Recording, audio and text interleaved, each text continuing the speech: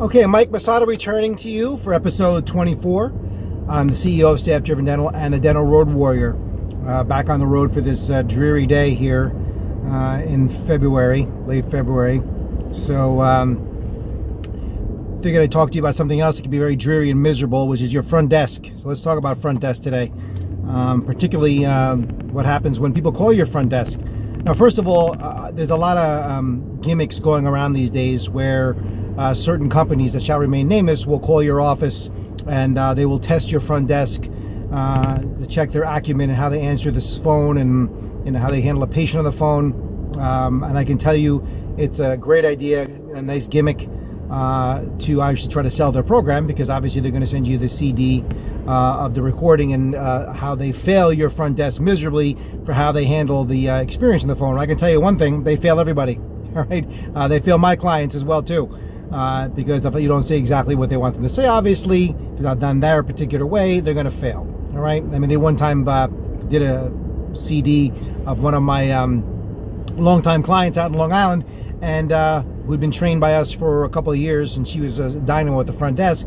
Basically, failed her with saying that the front desk had an attitude.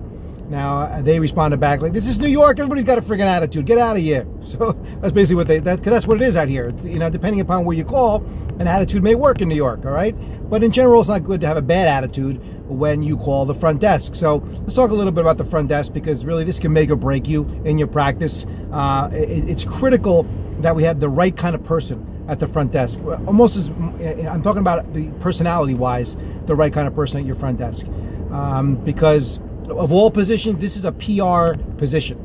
This is the nerve center of your practice. Every dollar flows through there. There's a lot of, I mean, not to mention the hundreds of jobs that need to get done at the front desk on a daily basis. But this person's got to be personality plus. They have to be a personality, a PR personality there, because they got to be a people person. I cannot tell you how many people I encounter answering these phones that just don't have any personality. They're not into people. They're miserable. They're angry. They're upset for whatever reason, stressed out, and it comes through across on the phone when you call these offices. So it's really important you have a person that likes to be up there, that likes talking on the phone, likes to chat, is social, outgoing, friendly, interested, caring, loving, attentive when you get these phone calls. Because again, when people call up your office, particularly new patients, and they get this experience when they call the office, like the person doesn't care, or that you bother them. How many times I call doctor's office and it's like I get an annoyed person on the phone. I'm calling a dentist. They don't know who I am. I was asked to call by the dentist. I call the office and I get a person that I'm seeing like I'm bothering them on the phone. Like, sorry to bother you. This is your people that are calling your office. Could be a patient, for the first time. All right. So again, the scripting that I hear when you call an office. Let me tell you the worst script ever invented for your front desk. Doctor's office, please hold. That's simply the nice New York, Jersey accent. Doctor's office, please hold. Okay? You might as well take money out of your pocket and put a lighter to it and watch it burn, because that's what you're doing when that's your front desk script. Right? Sometimes you don't even get a script. You get a machine. My favorite other script is, hey, you've reached us. We're in the office, but we are currently seeing other patients. Great. I'm glad you're so busy and so don't even care that someone else calls the office. You have no time for me. Click on to the next person. These answering services, and these voice or the messages on hold when you're waiting. It sounds real great, but in this day and age, especially out east, no one's going to wait on hold, for 5-10 minutes. So you get to the phone listening to your great outgoing message about how wonderful you are. All right, I'm telling you, this is an instant gratification society. You need to take care of these people when they call, right? And have trained people that care about your office. Most of these other services that pick up the phone don't know dental. They don't care about your office. They're not going to give them this great first experience unless you're a clinic and just going to make appointments. That's fine. But if you really kind of care about the person that's on the other end of the phone and who's going to show up at your practice, are they a qualified person that's going to be there? You really want to make sure one of your people are handling it, and a trained person. So again, going back to the script, doctor's office, please hold. Let's analyze the script for a second. I've called some kind of office, a doctor, hopefully the one I'm trying to reach, and now I'm on hold, of all things. Who likes to be on hold? Making people wait. Worst thing you can do in this society for your business is make people wait. It's a service industry. Raise your hand if you're listening to this out there and you like to wait. No one wants to wait. They sure as hell don't want to wait for a dentist. All right, I can tell you that much. So again, no waiting. So you get doctor's office, please hold. Don't do that one. Miserable, horrible script. And get out, so lose that. that's on there. You know, they should know what office they call, who they're calling. Have some outgoing scripting about who they've called, you know, who they're speaking to. With a "may I help you" afterwards, you know, that kind of thing. Make it real. Again, but you got it again, like scripts. You can get. I have phenomenal scripts. I know. I wrote them myself. Trust me. I got a book full of scripts. Right, but the scripts only take you so far. You know, if you give a script to an angry person, you know, it's not going to translate well. You get a script to a person that can't communicate. How about this? You know how many times I call an office and you have a person on the other end of the line who can't speak the King's English? All right? We are in America here. Now, I get, and I'm not saying that to be harsh, all right? It's okay to have somebody who basically is bilingual. Matter of fact, it's very beneficial to your practice. All right? But English is not their first language, let's say, and you're in a predominantly, you know, English-speaking area. Okay, it makes it very difficult. You know, I have a lot of foreign doctors I work with. They think the good idea would be to have their wife or someone from their family work there. And again, they're barely competent with the English language. Not a good thing. All right, not a good thing. All right. So again, bilingual is fantastic, but again, they got to have the command of each language they're speaking out there because it makes it very difficult. And many people, unfortunately, are intolerant with people that have difficult barriers in communicating, and they can't understand them on the phone. The purpose of communication is to be understood. So if your front desk person can't be understood for some reason on the phone, whether they mumble, you know, they talk too fast. Haha, me saying that. They talk too fast. I wouldn't be a good person answering the phone. All right. But they talk too fast. They mumble. They're unintelligible. There's a language barrier. There's a heavy accent there. Doesn't work. Doesn't work. I'm telling you this. And I'm doing this from years of research in the field, in reality here. I don't care what anybody else tells you.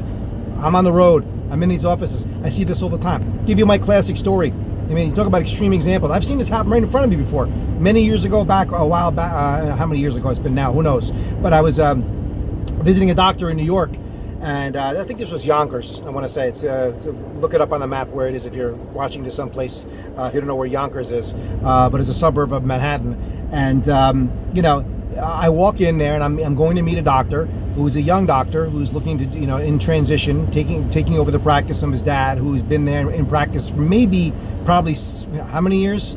I think it was like 50, 60 or more years in practice the guy had been in. So it was an older population practice. Practice has been around for many, many, many years, okay? And the son is about to take it over, so he's looking to get some help in the transition. So I walk in there, and you know, when I walk in the front, there is a very small front waiting room. I got the sliding glass window right in front of me, you know, the typical front, and there's a woman behind the front desk, and God bless her, she must have laid the cornerstone to the building. Okay, and I'm okay with people that are seniors working in practices, as long as they have all their marbles, okay, and they're still in the game. All right, but this one was a classic. So she's behind the window. I walk in, and I get this kind of finger in my face, like, you know, one of these minutes, and they're kind of motioning me to take a seat because she's on the phone. I said, okay, let me listen to this woman's rap while I'm waiting. So I sit down. There's two chairs in the reception area that had the 1960 decor, and I sit down. And I'm waiting. And just as I sit down, the door opens again, and a little old lady with a walker comes in and sits down next to me. So it's me, the little old lady with a walker sitting next to me, and this woman behind the front desk who must have been, I don't know how old, all right, and you know, talking on the phone. So I said, you know, so I'm listening. I want to say, let me listen in and see what she has to say while I'm waiting.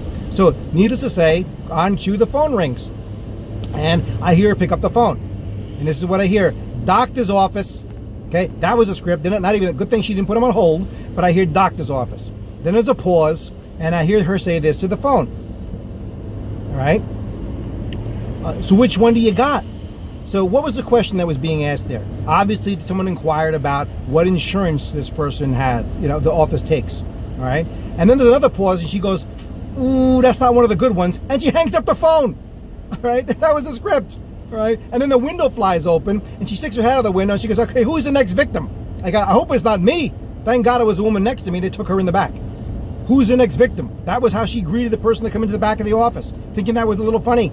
All right, look, I know it's laughable. You're all having a good laugh about this whole thing, but you know, we do some version of that all the time when you have untrained people at the front desk. I'm just going to tell you, this happens. You know, if you have untrained people at the front desk, you know, and not that extreme, but it can happen. You know, and again, God knows how long that woman had been up there with that script and that approach. You know, how many new patients or other patients had she blown out of the office because that's the way that she knew, the only way that she knew how to address people when they come into practice, whether they're guests of the practice, whether they're existing patients. I mean, come on, all right? So again, these are things that you need to put some attention on. And I know we don't spend a lot of time up there, doctors. Most of us just like to, spend time at the front desk when we want to hover over our front desk to make sure the schedule doesn't have a ton of holes in it. And I'm not a big believer in hover management, of hovering over your front desk. That's just admitting that you don't have good systems and training in your front desk if you have to hover over it to make sure it goes right every single day. So stop doing that and get some training. All right, it's out there. I provide it. All right, it can be done. Learn this stuff. It's valuable, important. Again, because I said, money walks in and out of the office all day long, starts and ends at the front desk. All right, so hope you enjoyed this video. Some words of wisdom to get an action on right away when it comes to your front desk. All right, so this has been Mike Masato, the CEO of Staff Driven Dental and Dental Road Warrior, once again signing out on episode 24, and I'll be back. Oh, by the way, as always, please share. I love when you do, and it goes a long way to spreading the word and bringing enlightenment in the dental field. All right, and I will catch you guys soon.